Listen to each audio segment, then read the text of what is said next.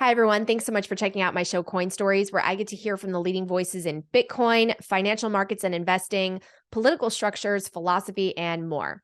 Please make sure you're subscribed to the show. And if you're watching this on YouTube, like the video so more people see it, and hit that notifications button so you don't miss out on any new content. This podcast does not provide financial advice. It is for educational and entertainment purposes only. So make sure to do your own research before making any investment decision and be aware of your risk tolerance. I'm able to produce this show thanks to my sponsors, and I'm very picky about who I choose to partner with. So I hope you take the time to listen to the ad reads throughout the show. All right, now to my first partner, where I buy my Bitcoin, Swan. I partnered with Swan because it is a Bitcoin-only company focused on helping people save for their future and self-custody their Bitcoin, not trade it. You can start a direct deposit to take advantage of Bitcoin as a savings technology and learn how to take it off the exchange. Swan's mission is to educate 10 million future Bitcoiners through free resources and media projects like Hard Money. Swan also offers retirement planning with an IRA, tax loss harvesting, home equity conversion, and a white glove private client service. I use Swan to dollar cost average every day. That's right. I deposit a little bit every day that's equivalent to what I might spend on a meal so that I add to my future nest egg and lower my yearly cost basis. To learn more and get $10 in free Bitcoin when you sign up, head to swanbitcoin.com/Natalie Brunell. Welcome back, everyone. Joining me today is Grant McCarty, co-executive director of the Bitcoin Policy Institute.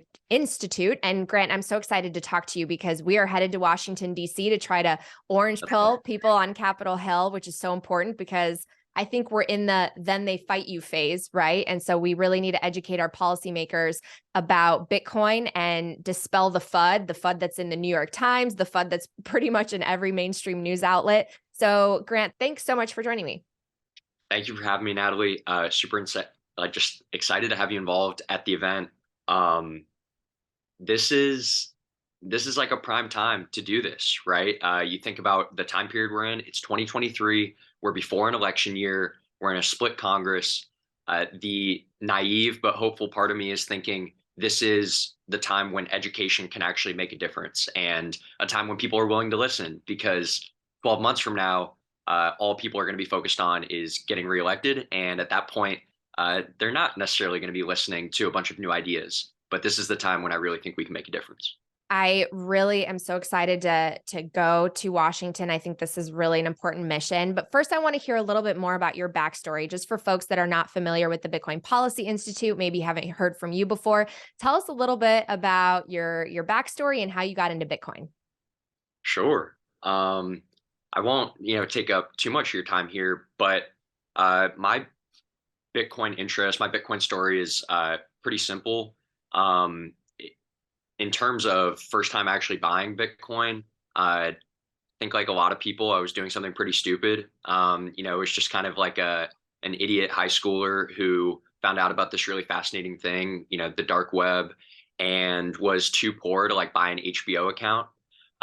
So I went online and I was like, whoa, these random people online are selling HBO accounts, for like $5, but they're forcing you to pay in Bitcoin. Again, I was dumb. I should have known, oh, it's like some stolen HBO account. I shouldn't be doing this, but again, poor high schooler. So I go online, I buy Bitcoin, and I try to buy one of these accounts. I send them my money. Bitcoin goes to, someone wherever in the world that they were, and lo and behold, I get scammed. They don't send me the account, and I'm sitting there, just like a teenager going, where did my money go? And I'm like, oh, I got scammed. I should call the cops, right? Like I should tell someone about this. And then I thought about it and I was like, wait, no, I just tried to do something probably illegal. I'm on the dark web. I can't tell anybody about this.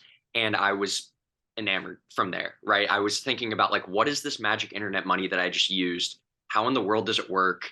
Where did it go? And then from there, it led to online, chat boards with like, there are these anonymous chat boards on the dark web where people will talk about all sorts of things, right?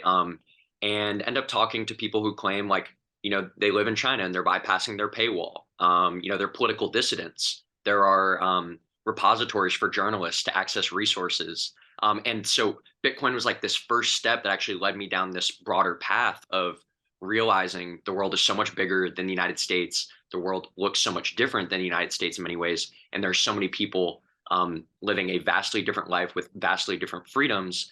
And Bitcoin was the Pandora's box for me for understanding a lot of these broader issues. So that's kind of my personal, Bitcoin story. In terms of professional, I worked in education for a long time and started an education startup. And ultimately, what I'm very interested in is what I call like autonomy multipliers. And I view, education, for example, as an autonomy multiplier because if you get a good education, then it becomes the foundation for you deciding how to live a meaningful life. And without a good education, for example, without the degree or whatever it is, right, that we kind of define a good education as, you're severely limited in terms of geographically where you can go, how much money you can make, what types of jobs you can get. And so I started an ed tech company a few years back that was focused on helping high schoolers get into college and figure out how to pay for it, and worked with thousands of students, was really passionate about that, and still to this day I'm passionate about education. But ultimately, it led me to Bitcoin professionally, recognizing that fixing the money is the ultimate autonomy multiplier, right? Where if you fix the money, you now give people the freedom to, you don't tell them what makes a meaningful life. They actually have the money and the means and the autonomy to decide that themselves. And so ended up moving to Nashville, working at Bitcoin Magazine, co-director of policy and public affairs with my current co-founder, David Zell. And a little less than 2 years ago, we started the Bitcoin Policy Institute, which is focused on producing research on Bitcoin and other emerging monetary networks, and ultimately trying to fight the good fight in DC. That is awesome. Yeah, education is number one. And it's really sad when you start learning about Bitcoin, how much you realize that you should have learned this in school. We have such poor financial literacy education. People don't know, anything really about markets, how money is made, where it comes from, the fact that it was once backed by gold, but it's not anymore. And they need to be empowered with that. So I'm really grateful to people like you that are doing this really difficult work, because it's not easy, especially in a bear market. And, going back to what you said earlier, how you found Bitcoin, one of the things that in Washington, D.C. is the main narrative against Bitcoin is it's used by criminals. It's used for all this nefarious activity, money laundering. We have to go after it. And that means potentially eroding your freedom, right? With more and more banking regulations and doing away with internet privacy. So tell me a little bit about, the current landscape. What is the battleground in Washington right now? Because one thing that I know both of us are passionate about is making sure that Bitcoin remains bipartisan and apolitical, really. I mean, this is a tool for freedom and human rights. It should not be politicized, but we also have to make sure policymakers understand it and propose the right legislation. So where are we at in Washington? It's a great question. I 100% agree that this issue needs to remain bipartisan. And one of the challenges in DC is that power can come in a lot of different shapes and sizes. It can come from a lot of different directions. And we're seeing this kind of push-pull dynamic between regulators and between legislators. And currently, right, a lot of the regulators that you've probably been hearing about have been these institutions that they're like referees in sports, basically, where you only care about them when they screw up, right? You only care about them when they make you really mad. Otherwise, you're just like expecting them to do their jobs well and kind of stay out of the way. And those offices are like the office of the comptroller of the currency, right? The OCC, or the FDIC, or obviously the Fed isn't involved here, but the CFTC, for example, like the Commodities and Future Trading Commission. That this is not like a sexy, regulatory agency that's in the news all the time outside of Bitcoin, right? So what has happened with Bitcoin is it's actually created this topic that has almost like been a political and media moonshot for a lot of people who might not actually get a whole lot of interest otherwise. So you're seeing regulatory agencies be way more involved on these issues than they might be otherwise. You're seeing people talk about this stuff a lot more publicly. And so there's a really fascinating game on that side. And then on the flip side, you're seeing legislators. And I mentioned this push-pull dynamic, right? So regulators have their own powers, and then legislators are, supposed to be representing, the people with what they're putting together. And it seems in many ways like the legislators are trying to provide a check, a balance against, regulatory actions on this industry. So um, there are some folks who are concerned about potential politicization of our regulatory bodies, right? Because regulatory bodies are supposed to be apolitical, right? Even if Gary Gensler, for example, has a personal political party, he's not supposed to be acting on behalf of Joe Biden, for example, or whoever the president is in 2024, right? Regardless of party, like Yep. he's not supposed to kind of change what he does, right? They have a mandate that is apolitical. But what we're seeing is um, there is potentially, some kind of political behind the scenes maneuvering from some of these agencies, and that's very concerning. Which is why I think the legislators play such an important part in this. At the end of the day, though, kind of what I'll finish up with here is there are a lot fewer legislators who are decided on this issue than I think a lot of people think. A lot of people hear Elizabeth Warren, for example, and they think, oh, that's just what this section of the Democratic Party thinks about this technology. And my take on this is pretty simple. It's if that's what the majority of the Democratic Party believed, then you would have a lot more people publicly acknowledging Elizabeth Warren's comments and supporting her. And the reality is, you actually don't see that. And I can tell you from my personal meetings with a lot of these offices that a lot of Democratic offices and Republican offices across the aisle are very interested in this technology, but they're waiting in the wings because they don't know where to enter. They don't want to look dumb. Nobody wants to talk about, especially politicians. They don't want to talk about something that could make them look dumb. And they're kind of just figuring out, waiting in the wings to decide where is a good time to strike, or do I just stay on the sidelines for this issue? That's interesting because a couple weeks ago I spoke with Amanda Cavallari. I know she does a lot of work in this space too, educating policymakers. And she talked about how you have to orange pill and reach their staff members first. You don't, call up Elizabeth Warren or AOC. You have to meet with the people that work with them and the people that are actually writing the legislation. So can you speak to that a little bit? And have we done any outreach and been successful in reaching some of those higher, more influential offices where you do see someone like an Elizabeth Warren out front, really criticizing crypto, going against it, calling, Bitcoin all these names? Or do you have more luck with maybe, the congressional members from smaller jurisdictions and ones that people don't see out front in the news as much? Yeah. So Amanda is spot on, right? You have to influence the staff. I think a lot of people don't realize how small these offices actually are, right? You might have a dozen staff members, right? And so that means someone like Elizabeth Warren or Tom Emmer or whoever your politician or Cynthia Lummis, right? Whoever you're talking about here, they're going to know their staff on a first name basis. They're talking to them, either every day or multiple times a week, right? Um, if they have talked about this issue publicly, and this is kind of a general rule, if a politician has talked about crypto broadly, publicly, there's a very good chance that they're interested in the industry, or they see some political gain from talking about it publicly. Um, Especially if they're not on one of the main committees, right? If they're not on like agriculture or House Financial Services in the House, or if they're not on Senate banking, if those people have talked about Bitcoin or crypto, and they're not on one of those committees, they're definitely interested in it because they don't actually have political benefit from getting involved. So all that is to say, uh, yes, if you reach the staff, that staff is going to talk to their boss about this issue, and their boss is likely asking them questions. Hey, what are you hearing?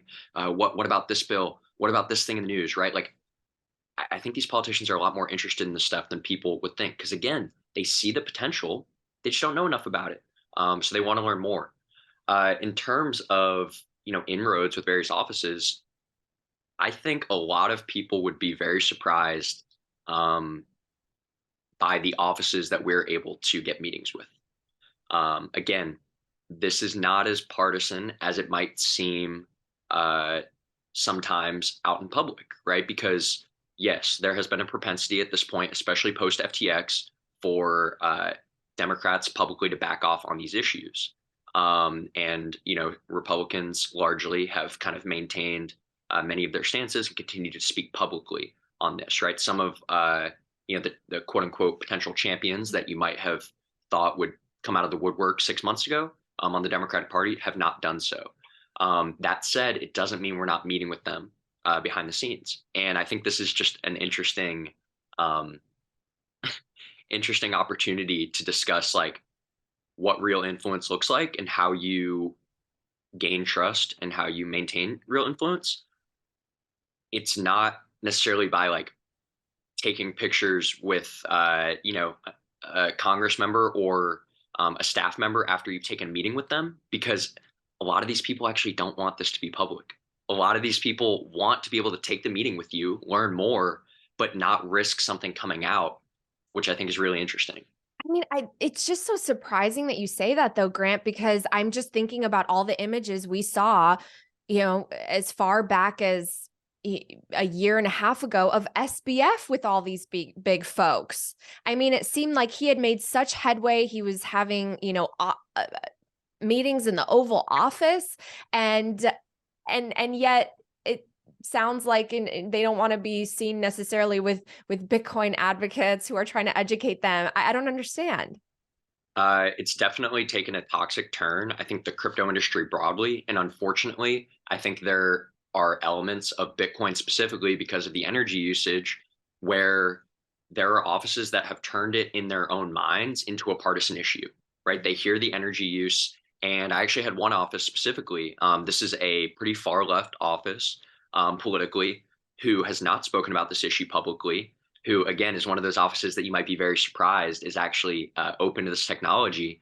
So they're very interested in the remittance aspect of this, the human rights component of it. They're concerned about the energy usage. And when we invited them, we have this Bitcoin policy summit coming up in DC. We invited them to the policy summit. They told us explicitly, they said, if this was a crypto or a blockchain summit, we could attend. Unfortunately, because it's Bitcoin, we can't be seen publicly with that kind of branding. That was pretty mind blowing. It's time for a quick break to hear these messages from my partners. First up, Bitcoin Conference 2023. The world's largest Bitcoin conference is returning to Miami Beach from May 18th to May 20th. Day one is Industry Day with a focus on business-minded panels and discussions, plus top-tier networking opportunities. General admission days 2 and 3 are open to all pass holders and feature panels, keynotes, and workshops with speakers like Michael Lewis, Michael Saylor, Jack Mallers, Lynn Alden, Arthur Hayes, and more. Plus some exciting new additions like the inaugural Bitcoin Games and the Mining Village, and the return of Pitch Day. I highly recommend this conference. It's what launched my career. And if you want to come, just head to b.tc/conference and use the code HODL, HODL, for 10% off. I'll see you in Miami Beach. Next up, Fold. Fold is the best Bitcoin rewards debit card and shopping app in the world. You can earn Bitcoin on everything you purchase, from Amazon to groceries to sprucing up your wardrobe with Fold's Bitcoin Cashback debit card. And you can win free Satoshis every day, or even play for the chance to win a whole Bitcoin by spinning the daily wheel and the purchase rewards wheel. And now on Fold, you can buy Bitcoin directly and earn even more incentives and rewards by using the app to stack sats. It's an amazing app to get someone totally new into Bitcoin. So if you want to join the fun, head to foldapp.com/Natalie and get 10,000 in free sats when you sign up. Wow. Okay. Well, let's talk a little bit more about that, because my understanding is that members of Congress, they can hold Bitcoin and they can also write legislation or propose legislation. And then there are other agencies or other offices where if you hold it, it becomes an ethical issue. Can you speak to that? Because it sounds like that's going to impact the attendance of your event, which I also want to talk about. 100%. I'll just tell you straight up.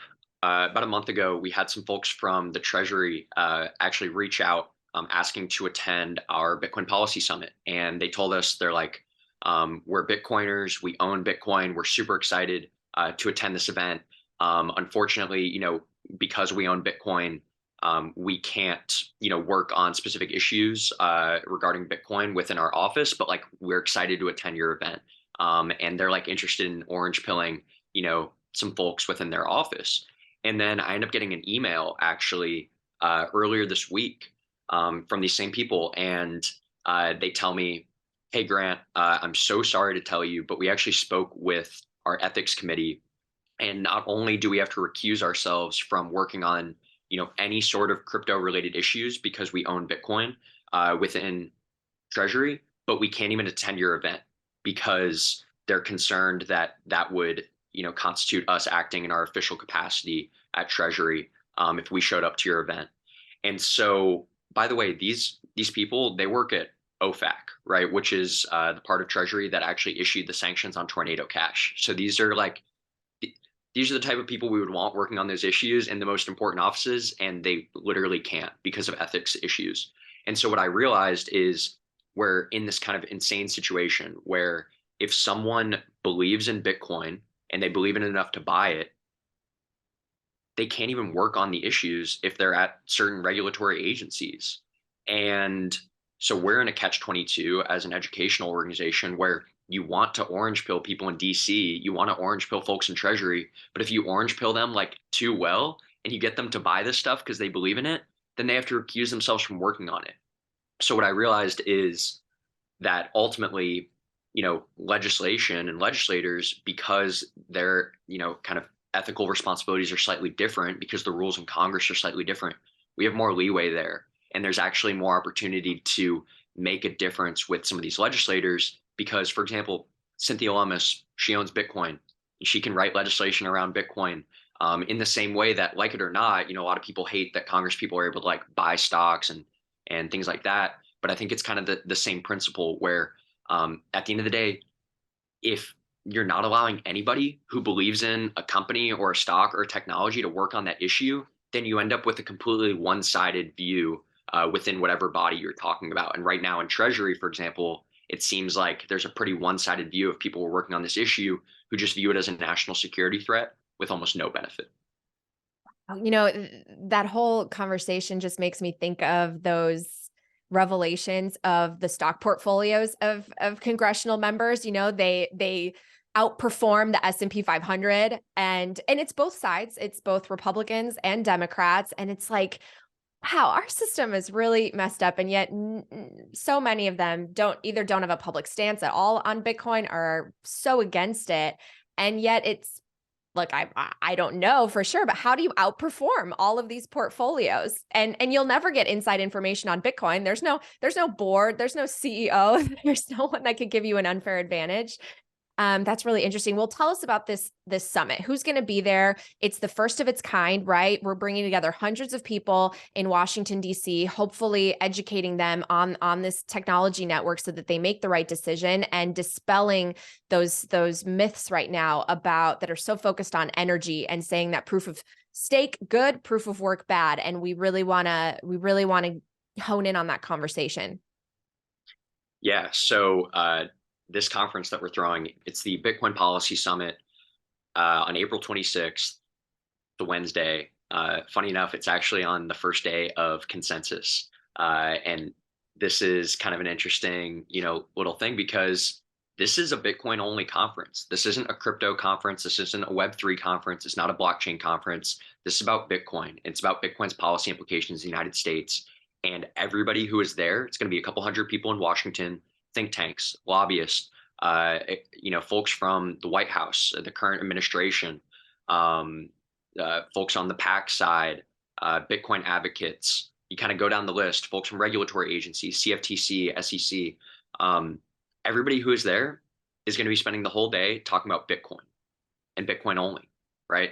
That is, to my knowledge, that's like the first time this ever happened in DC, right? Because everything else in DC is couched under like digital assets, digital asset policy. And yes, at the end of the day, policy is going to be made around digital assets. Like that's how it's going to be framed during policy conversations when you're actually like writing the bills. That's okay. But our ultimate goal for this event is that we show people what makes Bitcoin different than everything else, what makes Bitcoin unique, what makes Bitcoin uniquely beneficial to the United States, and how do we address a lot of the common concerns around this technology. Our organization is committed to being not just bipartisan, but like nonpartisan. So, we have folks from all across the political spectrum speaking and attending this event.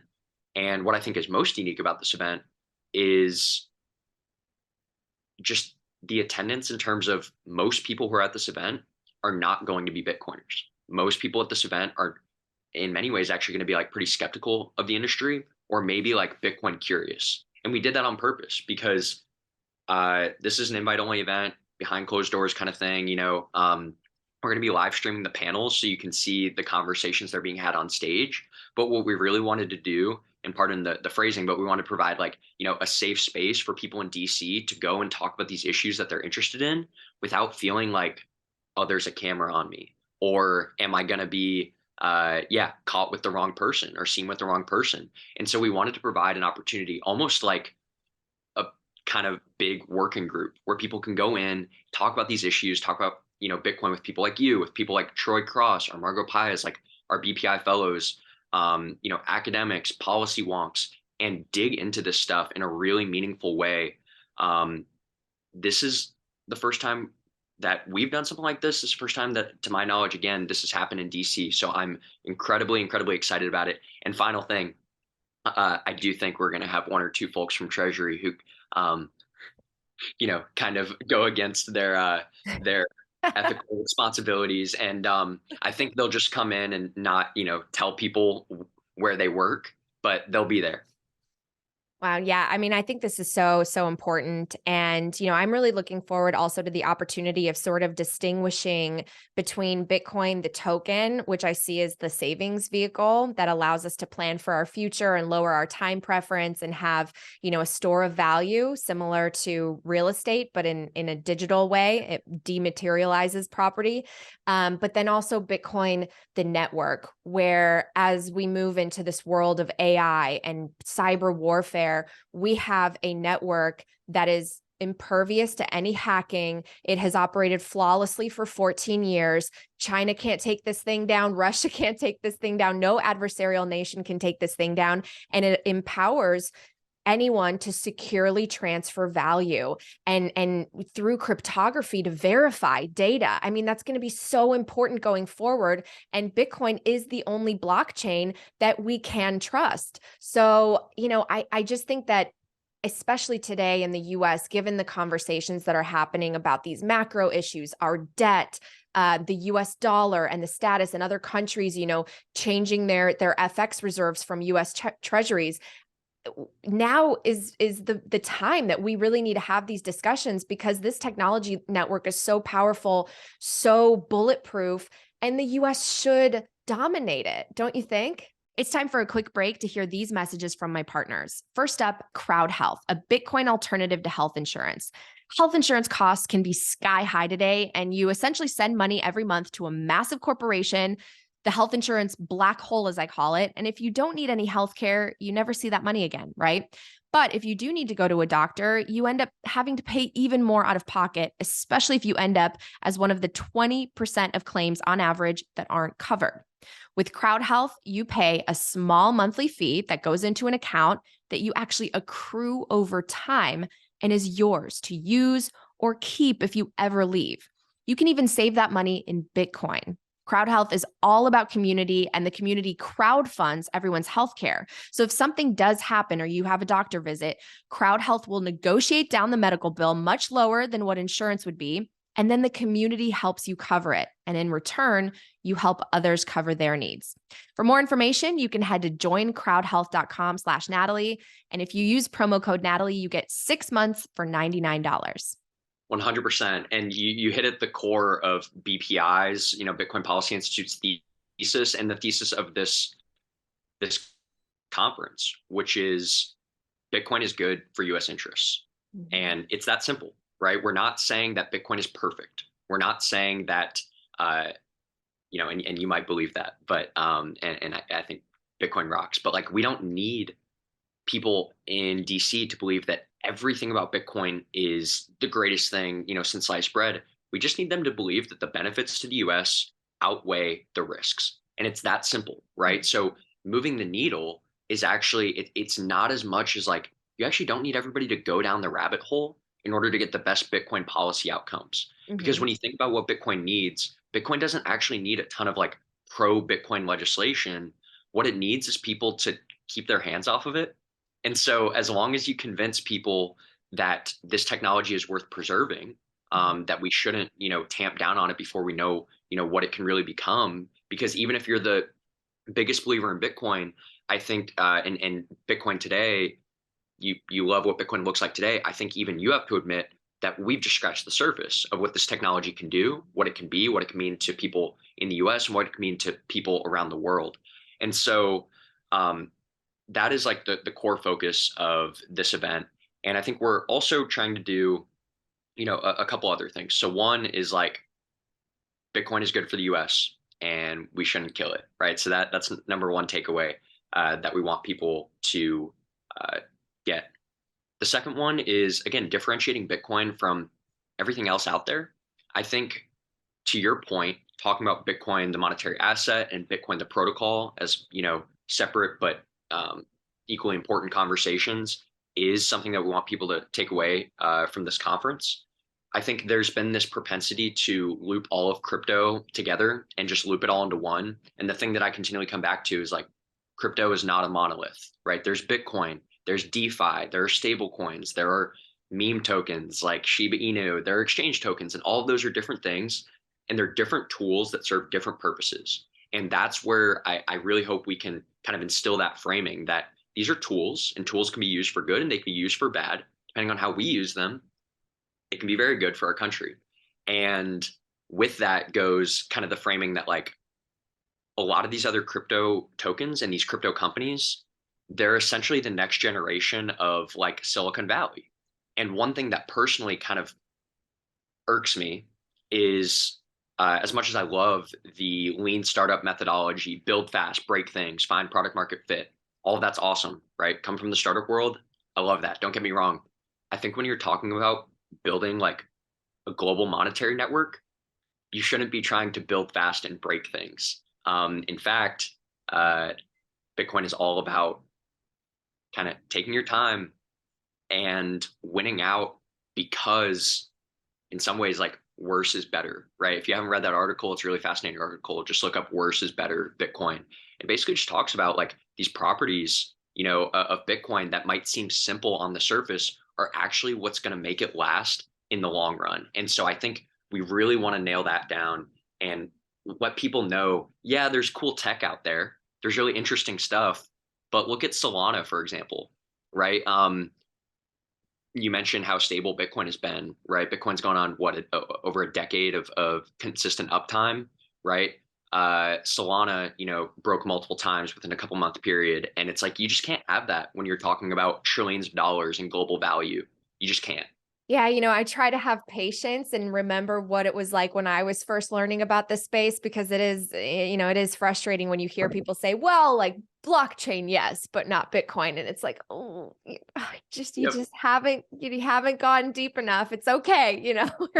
We're going to help. We're going to help. Because it really takes a long time to peel back those layers. I recommend also looking at Lynn Alden's articles because she does a great job really defining the differences between, proof of stake versus proof of work, how some are more like digital equities. And Yep. as soon as you remove, the energy component, you have to introduce governance.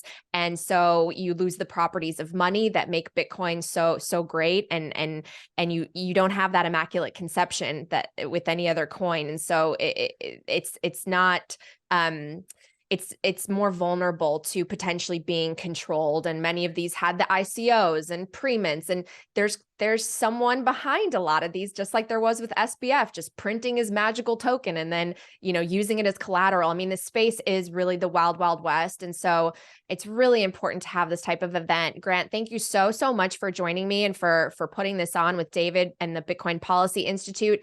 Any final thoughts? Final thoughts are this. If you're asking what is BPI's ultimate goal, what are we trying to do at the Bitcoin Policy Institute? What do we actually need to convince people in DC of?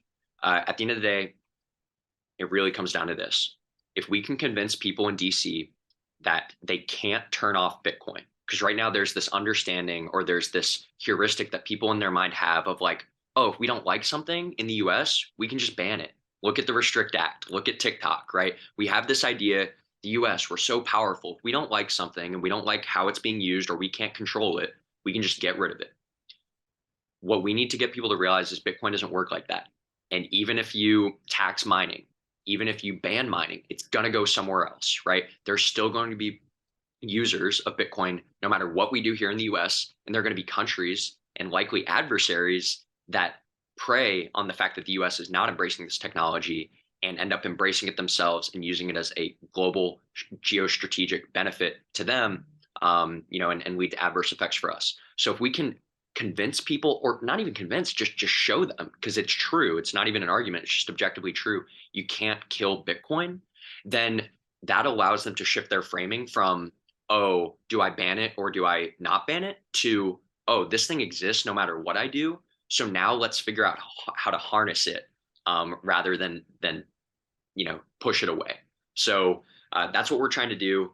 If you all want to come to the Bitcoin Policy Summit, this is like an invite-only event, but you can actually check out our website and request an invitation. So if you want to come try to orange pill some folks in DC, we've actually partnered with Natalie, and if you just use the code all caps Natalie at the bottom of that invitation request, we've got a few spots open for a few plebs. So if you want to come to this event, you want to come to DC, you want to be behind the closed doors and see how the sausage is made, check out our website. And if you are not able to come to DC, but you still want to see what we're doing, we're live streaming this for a reason, right? You can see everything that we're saying online on April 26th. And I think you will see some really amazing conversations from some people who are so much smarter than me. All of our fellows at BPI and everybody else, including Natalie, is going to be on stage. So thank you so much for having me. I really look forward to this. It's going to be a great event. I have not been in DC since grad school. I actually finished up my journalism school in Washington, DC. So this is going to be absolutely fantastic. And the effort is year round. So if you can't make it, this is an important organization. I hope everyone checks out the Bitcoin Policy Institute. We have to make sure that our elected leaders understand this. So Grant, thanks so much for coming on the show. Thank you. Last thing, Bitcoin Today Coalition. We partnered with them on this event. They rock. Amanda rocks. Yes, Amanda. Just didn't want to leave that out. They're doing Hill visits on the 27th. So if you're a company and you want to engage with policymakers, go work with Bitcoin Today Coalition. Go speak to your elected officials and their staff on April 27th, and maybe do the double whammy. Come to our conference, take some Hill visits. So Natalie, thank you so much. That's right. I'll be doing that. Shout out to Amanda Cavallari and CJ Wilson. A lot of great folks in Washington. So we'll see you there.